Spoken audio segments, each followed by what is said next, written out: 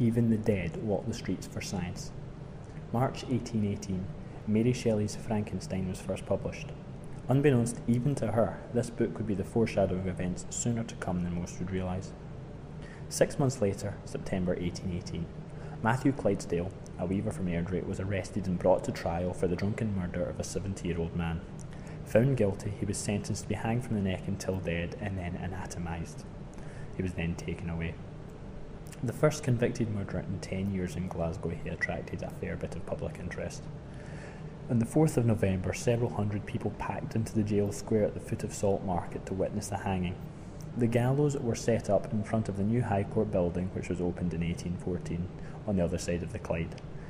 This was accessible by a timber footbridge which reached across the Clyde, and this was guarded by soldiers to prevent the public creeping nearer to the execution site to try and get a better look. Clydesdale and a thief, Simon Ross, were brought out and executed. Ross twitched for several minutes after the event. However, Clydesdale seemingly died immediately.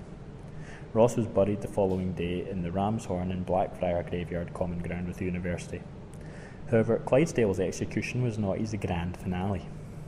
He was carted, literally, up the Salt Market, across Trongate and up High Street to the university grounds and into an anatomy lab, where Dr. Andrew Ure and James Jeffrey, Professor of Anatomy, Botany and Midwifery at Glasgow University, presided. Now, unlike normal anatomist shows, however, Clydesdale was not simply going to be chopped up and prodded. No, the interest today was in galvanisation, or to put simply, passing electric current through the corpse for investigation into reanimation. Coincidentally, it was similar experiments in London in 1807 that were Mary Shelley's inspiration for Frankenstein. Waiting the corpse arriving, Dr. Ure charged his galvanic battery with dilute sulphuric acid and nitric acid. Both Jeffrey and Ure were quite deliberately intent in the restoration of life. Ure actually commented, "This event, however little desirable with a murderer, and perhaps even contrary to the law, would have been pardonable in this instance, as it would have been highly honourable and useful to science." After appropriate dissections exposed the various sites for electrical stimulation, no bleeding occurred, proving that Clydesdale was indeed dead. Application of the connecting rods to the heel and the spinal cord at the level of the atlas caused such a violent extension of the bent knee as to nearly overturn one of the assistants. Next, in an attempt to restore breathing, the rods were connected to the left phrenic nerve and the diaphragm. The success of it was truly wonderful.